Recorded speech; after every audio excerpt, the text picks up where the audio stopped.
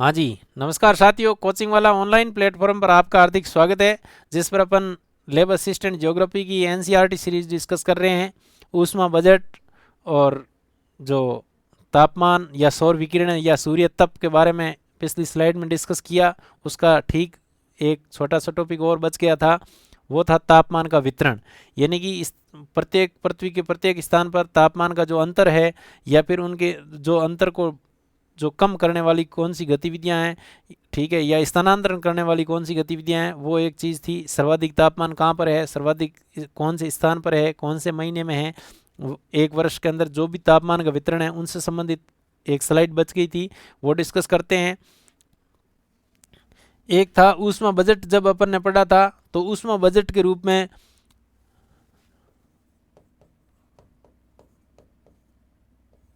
ऊष्मा बजट, ठीक है, तो ऊष्मा की जो प्राप्ति थी वो अपन ने देखा कि भाई पृथ्वी की सतह पर जिस रूप में प्राप्त होती थी, लेकिन प्रत्येक स्थान पर वो उनमें समानता नहीं देखने को मिलती थी, उनमें असमानता थी कि कुछ ऐसे स्थान थे पृथ्वी के, ठीक है, उस पर तो जो सौर विकिरणें थी वो अधिशेष के रूप में या सरपल्स के रूप में थी, अधिशेष में। जबकि कुछ जैसे ये 0 डिग्री है, 0 डिग्री से कुछ उस अक्षांशों की ओर जाते हैं, 30 से 40 डिग्री अक्षांशों तक है, ठीक है, 40 या 50 अक्षांश मान लेते हैं। यहाँ तक सौर विकिरणें हैं वो अधिशेष के रूप में प्राप्त होती हैं। जबकि ध्रुव पर 70 या 80 90 डिग्री अक्षांशों पर जाते हैं तो वहाँ जो सौर विकिरणें हैं वो कमी के रूप में प्राप्त होती हैं, उनमें कमी होती है सौर विकिरणों में, ठीक है, ऊर्जा में, और यहाँ अधिशेष या सरपल्स के रूप में देखने को मिलती है। तो ये अंतर है, ये किसके द्वारा पूरा किया जाता है या ये अंतर समाप्त किस प्रकार होता है, तो वो देखते हैं कि भाई कुछ भागों में इनमें जो स्थानांतरण है वो पवनों के द्वारा, या ऊष्मा का स्थानांतरण जो अभिवहन गति अपन ने पढ़ी थी, अभिवहन गति के द्वारा ऊष्मा का क्या हो जाता है, स्थानांतरण हो जाता है, या तापमान है वो एक स्थान से दूसरे स्थान पर स्थानांतरित हो जाती है पवनों के साथ में, ठीक है। तो इसमें चीज़ थी कि भाई सबसे अधिक जो ऊष्मा या सौर विकिरण है उसकी प्राप्ति सर्वाधिक कहाँ थी या सर्वाधिक अधिशेष कहाँ था, शुद्ध विकिरण का, शुद्ध विकिरण का अधिशेष,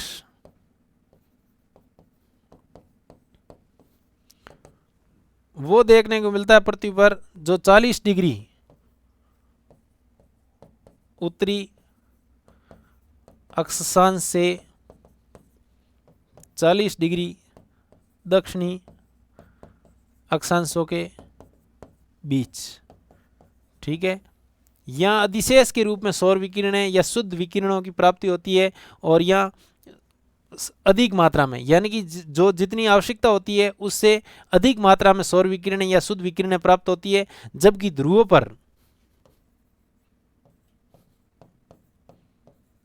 पर इसकी कमी देखने को मिलती है, ठीक है, और ये कमी है वो ऊर्जा का स्थानांतरण या तापमान का स्थानांतरण पवन के अभिवहन गति के द्वारा हो जाता है, ठीक है।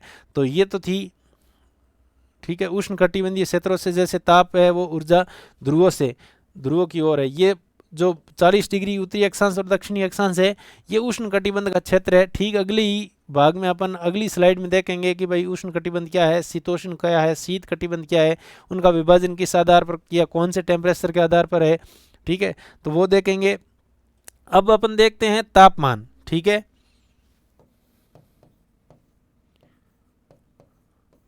तापमान वैसे देखा जाए तो तापमान क्या है, जो ऊष्मा का मापन किया जाता है वो किस में किया जाता है, तापमान में, ठीक है। जो भी सौर विकिरण है भूपृष्ठ से उनकी क्रिया होगी और उनसे जो चीज़ें गर्म हो गई और उन गर्म का जो गर्म या ठंडी हो सकती है इनका जो मापन किया जाता है, और वो मापन ही क्या कहलाता है, तापमान। डिग्री सेंटीग्रेड के अंदर या फ़ारेनहाइट में या केल्विन के अंदर जो भी अपनी इकाइयाँ है उनके अंदर इनका मापन किया जाता है। तो जो ऊष्मा का मापन है वही क्या कहलाता है, तापमान।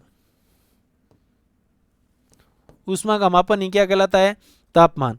अब अपन देखते हैं कि भाई इन तापमान जो पृथ्वी की सतह पर जो तापमान है ये इनको प्रभावित करने वाला कारक कौन कौन से हैं, ठीक है। तापमान को प्रभावित करने वाले कारक,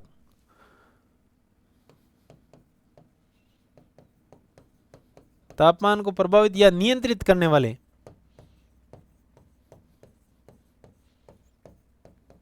करने वाले कारक। ये कौन कौन से ऐसे कारक है जो कि तापमान को प्रभावित करते हैं या नियंत्रित करते हैं? तो सबसे पहले देखते हैं कि भाई जो पृथ्वी की गति है, जो अपनी अक्ष पर जो घूर्णन है और अपनी कक्षा के अंदर परिक्रमण है, ठीक है, तो उन परिक्रमण गति के कारण जो वर्ष के अंदर अलग अलग स्थानों पर अलग अलग तापमान प्राप्त होता है, यानी कि अक्षांशों के ऊपर। तो प्रत्येक अक्षांश पर, ठीक है, अक्षांशों की स्थिति निम्न अक्षांशों में या भूमध्य रेखा पर देखते हैं तो प्रति वर्ष सौर विकिरण सीधी पड़ती है, यानी कि सौर विकिरणों की जो मात्रा है वो अधिकतम रहती है। यह उष्णकटिबंधीय क्षेत्र है जो 0 डिग्री से 30 डिग्री उत्तरी अक्षांश और दक्षिणी अक्षांश का क्षेत्र है, वहाँ तापमान बहुत ही अधिक प्राप्त होता है या सौर विकिरण अधिक देखने को मिलती है। तो निम्न अक्षांशों में क्या है, तापमान अधिक है, जबकि उच्च अक्षांशों में जब अपन ध्रुवों पर देखते हैं तो सौर विकिरण बहुत कम प्राप्त होती है, इसलिए तापमान भी बहुत कम मात्रा में देखने को मिलता है। तो अक्षांश है ये भी इनको नियंत्रित करते हैं। दूसरा जो कारक अपन देखते हैं वो है समुद्र से ऊंचाई, या समुद्र से, एनसीईआरटी के अंदर दे रखा है समुद्र से तुंगता, समुद्र से उत्तंगता या अल्टीट्यूड, ठीक है, उत्तंगता। अपन देखते हैं जैसे जैसे समुद्र की सतह से ऊंचाई की ओर जाते हैं तापमान कम होता जाता है, क्योंकि जो भी पदार्थ है वायुमंडल के अंदर उनकी जो विरलता है, यानी कि उनकी मात्रा है वो कम होती जाती है, इसका मतलब तापमान भी कम होता जाएगा। ठीक है, उत्तंगता के आधार पर जो पर्वतीय या पहाड़ जो मैदान है, मैदानी भाग है, वहाँ तापमान अधिक देखने को मिलेगा। जैसे ही ऊंचाई पर्वतीय भागों में जाएंगे तो तापमान कम देखने को मिलता है। तो समुद्र तल से जितनी ऊंचाई पर जाएंगे तापमान क्या देखने को मिलेगा, कम। इसका मतलब ये भी तापमान का जो स्थानीय वितरण है उनको प्रभावित करने वाले या उनको नियंत्रित करने वाले। तीसरा कारण है समुद्र से दूरी,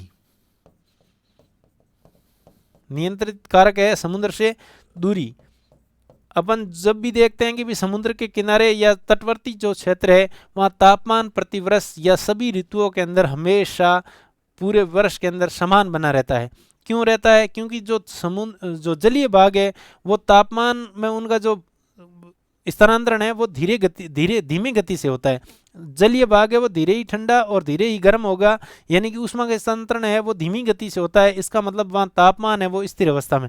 जबकि वही जो मैदानी या मरुस्थलीय भाग है, ठीक है, वहाँ जो ये महाद्वीपीय भाग है वो अत्यधिक तीव्र गति से तो गर्म होते हैं और अत्यधिक तीव्र गति से ही ठंडे हो जाते हैं। इसका मतलब समुद्र से जैसे जैसे दूरी पर जाते हैं तो तापमान के अंदर जो अंतर है वो बहुत कम समय में प्रभावित होता है या परिवर्तित होता है। जबकि समुद्र के या जलीय भाग के जो तटवर्ती क्षेत्र है वहाँ तापमान के अंदर अंतर है वो बहुत धीमी गति से या न के बराबर देखने को मिलता है। तो ये प्रभावित करती है। उसके बाद अपन देखेंगे कि कुछ वायुमंडलीय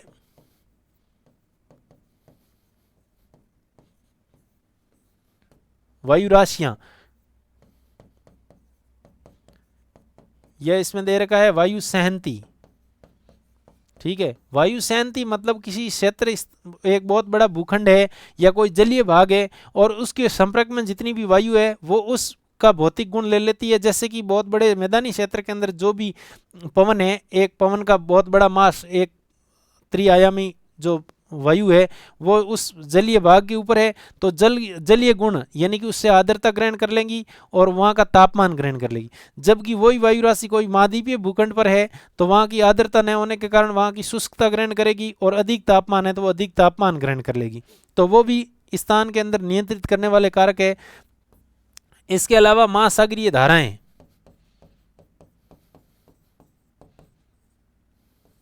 महासागरीय धाराएं, जहाँ से महासागरीय धाराएं जब स्थलीय भाग के पास से गुजरती है तो उनका प्रभाव जो वायुमंडल के अंदर जो तापमान है उसको प्रभावित करती है। जैसे ठंडी जल धाराएं हैं वो वायुमंडल को जो तापमान है उसको, ठंडी जल धारा है तो स्थान का तापमान ठंडा हो जाएगा, वहाँ का जो तापमान है वो कम हो जाएगा। आगे अपन जब देखेंगे कि भाई जो परिसंचरण है या दाब पेटियां हैं वगैरह वो किस प्रकार से प्रभावित होती है, ठीक है, या फिर गर्म जो वायु जो समुद्री जल धारा है, ठीक है, वो किसी क्षेत्र विशेष की या स्थान विशेष की तापमान को बढ़ा देती है। तो ये नियंत्रित करने वाले कारक है। इसके अलावा देखते हैं कि भाई वो स्थानीय कारक, स्थानीय कारक यानी कि स्थल रूप कैसा है, ठीक है, स्थल रूप भी तापमान को नियंत्रित करता है या उनको प्रभावित करता है। तो ये अपन ने देखा कि भाई सबसे पहले अक्षांशीय स्थिति कैसी है, निम्न अक्षांशों पर तापमान अधिक होता है जबकि ध्रुवों पर तापमान कम होता है।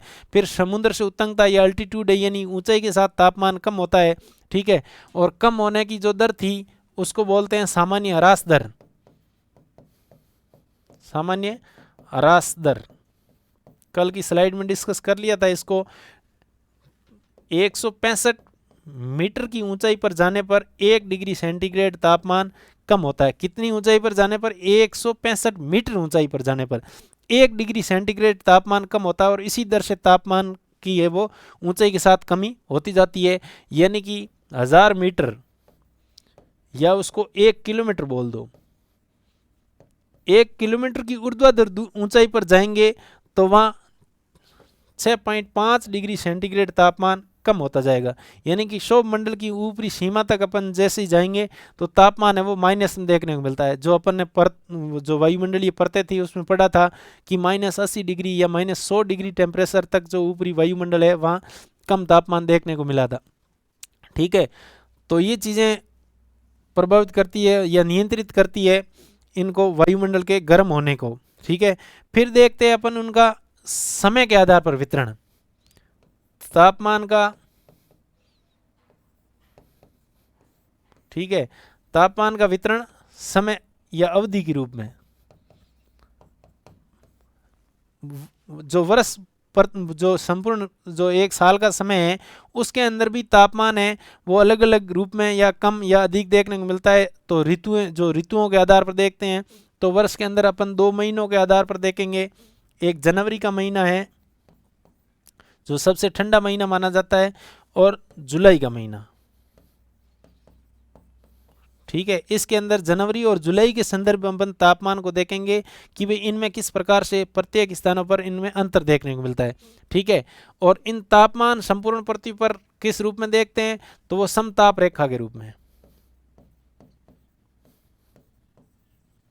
समताप रेखा। समताप रेखा क्या होती है? तो समुद्र तल के ऊपर किसी बिंदु, 2 बिंदुओं के जो तापमान है वो समान तापमान है।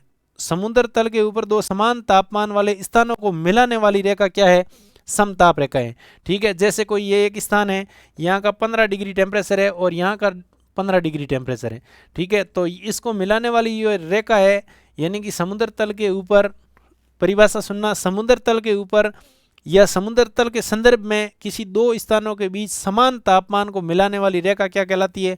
समताप रेखाएं। और ये समताप रेखाएं होती है वो अक्षांशों के क्या होती है? समानांतर, ठीक है। जिस प्रकार ये पृथ्वी है, ये अक्षांश 0 डिग्री है, ठीक है, ये 90 डिग्री ध्रुवीय प्रदेश है, ठीक है। जिस प्रकार ये अक्षांश है तो इसी रूप में ही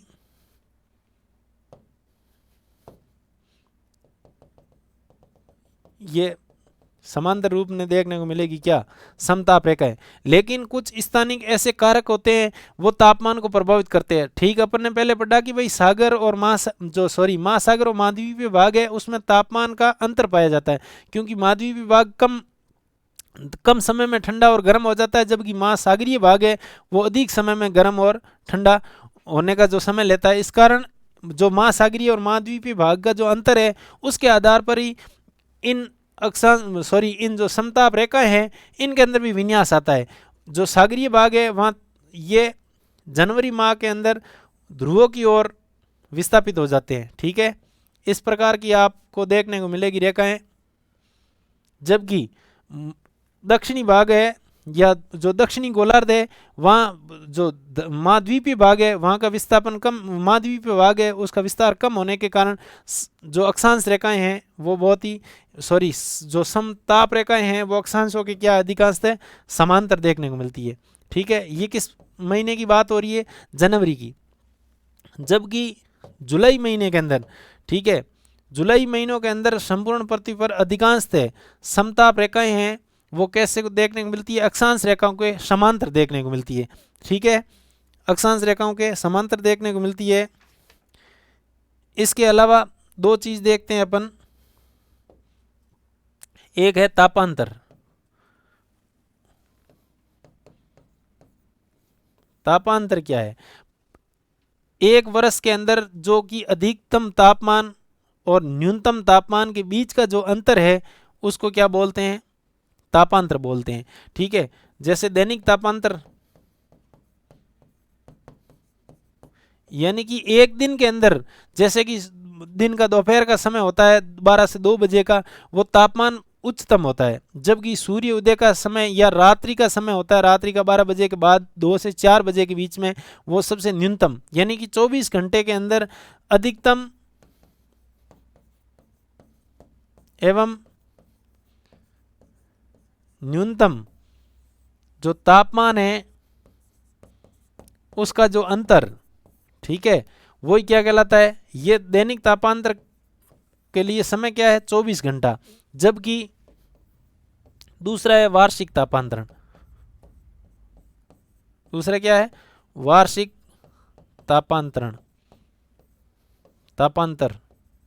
ठीक है, यानी कि एक वर्ष के अंदर जिस महीने का अधिकतम तापमान है और जिस महीने का न्यूनतम तापमान है उसके बीच का जो अंतर है वही क्या है? वार्षिक तापांतरण।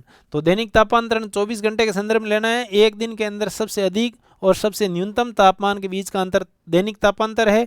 जबकि एक वर्ष के अंदर वार्षिक तापांतर को देखते हैं तो उसके अंदर जिस महीने का सबसे अधिकतम तापमान है और सबसे कम जो तापमान जिस महीने का है उनके बीच का अंतर है उसको बोलते हैं वार्षिक तापांतरण। ठीक है, और संपूर्ण पृथ्वी पर ऐसे स्थान को देखते हैं तो सबसे अधिक जो तापांतरण देखने को मिलता है वो है यूरेशिया महाद्वीप।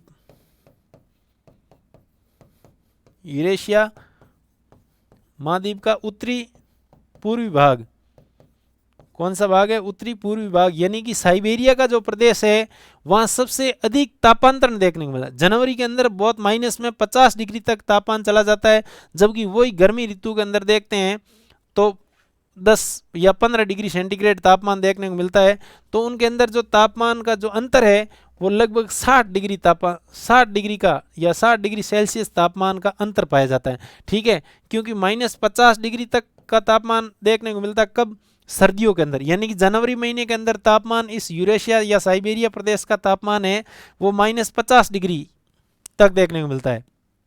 जबकि गर्मी ऋतु के अंदर वो भी 10 से 15 डिग्री सेंटीग्रेड हो जाता है। ठीक है, 50 ये माइनस वाला और 10 डिग्री प्लस वाला, तो ये कुल मिला के एक साल के अंदर तापमान का अंतर है वो अधिकतम यूरेशिया के अंदर जो उत्तरी पूर्वी भाग है वो देखने को मिलता है कितना है? 60 डिग्री। जबकि सबसे न्यूनतम जो तापांतरण देखने को मिलता है वो कहां पर है? सबसे न्यूनतम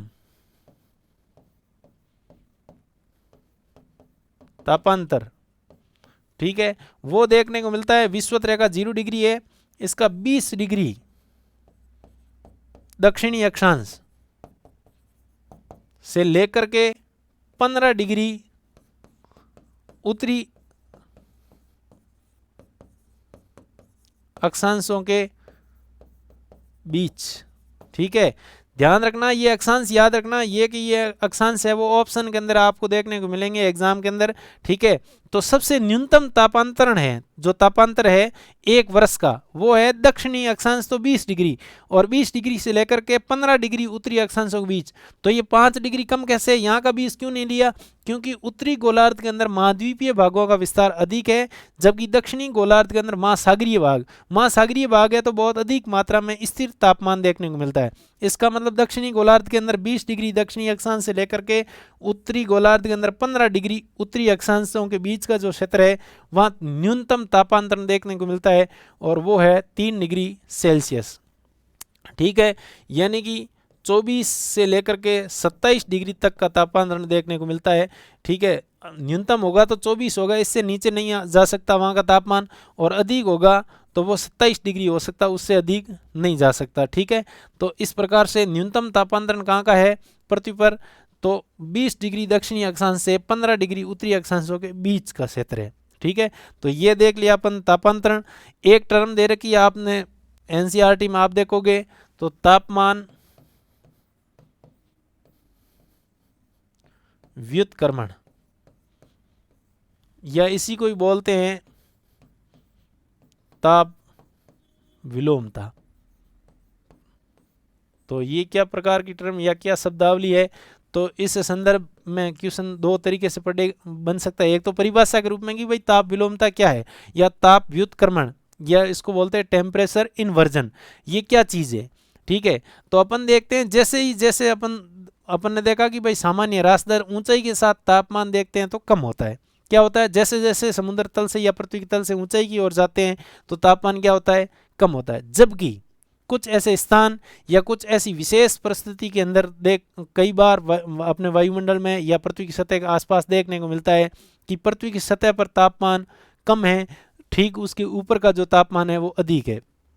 यानी कि सामान्य स्थिति में क्या हो गया,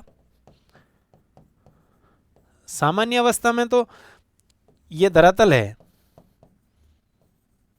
या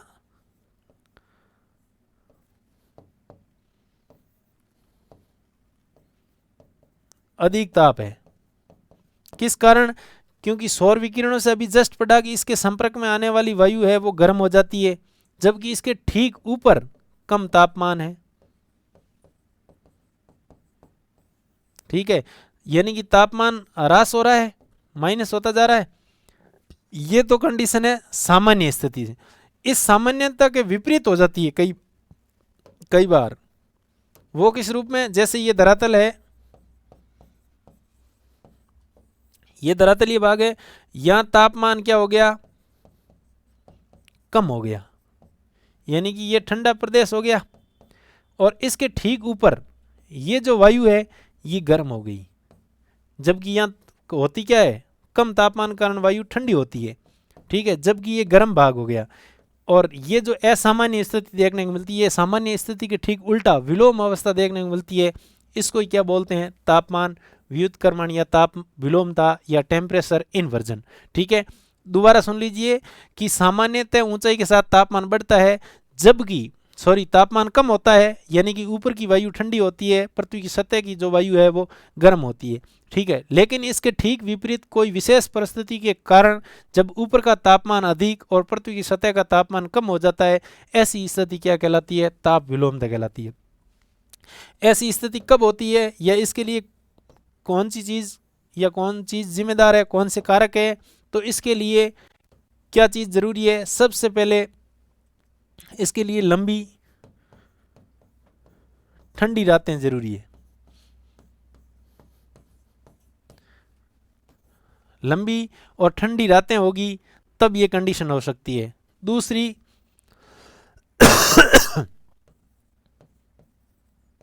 मेघ रहित आसमान, मेघ रहित या साफ आसमान और लंबी तथा ठंडी रातें होगी, उस समय में कौन सी कंडीशन बनेगी, ताप विलोमता की अवस्था बनेगी। ठीक है, जैसे ठंडी रातें होगी और लंबे समय तक वो होगी, तो आपको पता हो तो आप ऐसे समझिए ये धरातलीय भाग है। ठीक है, दिन का समय कम था। ठीक है, कम होने के कारण ये चीज़ें जो पृथ्वी की सतह के आसपास की जो वायु है वो गर्म हो गई। ठीक है, और ये गर्म हो गई के ऊपर उठ गई। ठीक है, जबकि यहाँ जो ठंडी वायु थी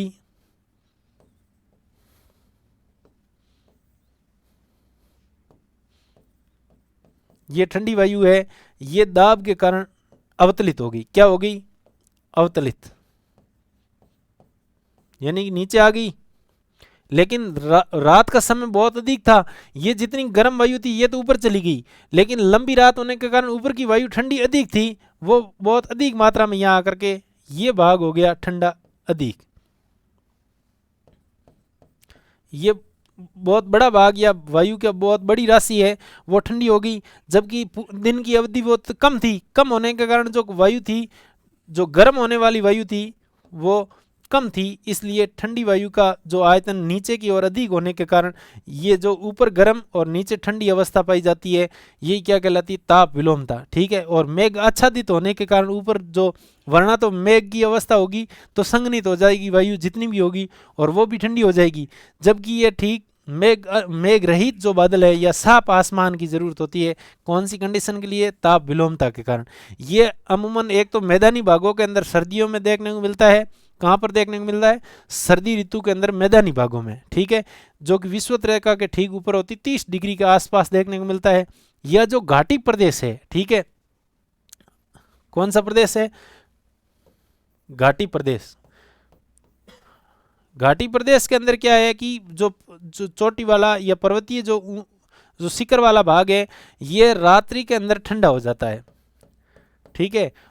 रात्रि के अंदर ठंडा होने के कारण यहाँ की जो ठंडी वायु है वो, जैसे ये पर्वतीय भाग है ऐसे, तो यहाँ की जो चोटी वाला भाग है ये बहुत कम स्थान पर गर्म हुई है, और कम वायु यहाँ गर्म होने के कारण यहाँ आकर के नीचे होकर के ठंडी, ये ठंडी होगी रात में ठंडी होने के कारण यहाँ अत्यधिक मात्रा में ये स्थान घेर लिया ठंडी वायु ने, और जबकि घाटी में बहुत कम मात्रा में गर्म वायु थी, वो स्थान हो गया यहाँ गर्म के रूप में। और इस कारण घाटी के अंदर ये चीज़ें देखने को मिलती है। आप पहाड़ी क्षेत्रों में जाओगे तो वहाँ अधिकांश घर है वो ऊंचाई पर देखने को मिलते हैं, क्योंकि घाटी के अंदर है वो ताप विलोमता की अवस्था या कोहरे जैसी अवस्थाएं पाई जाती है, क्योंकि धूल के कण और जो जलवाष्प आर्द्रता है वो ग्रहण करने के कारण यहाँ कोहरे का निर्माण हो जाता है, ठीक है। और ये बहुत ही कम समय के लिए 1 या 2 घंटे का समय जो सुबह का समय होता है उस रूप में या उस समय ही देखने को मिलता है। तो ये थी अपने ताप विलोमता और तापमान का स्थानिक वितरण, और एक समय अवधि के पूरे वर्ष के अंदर कितने प्रकार के किन किन रूपों में तापमान है, ठीक है। अगली यूनिट होगी अपनी जो वायुमंडलीय परिसंचरण तंत्र और वायुदाब पेटियाँ। धन्यवाद।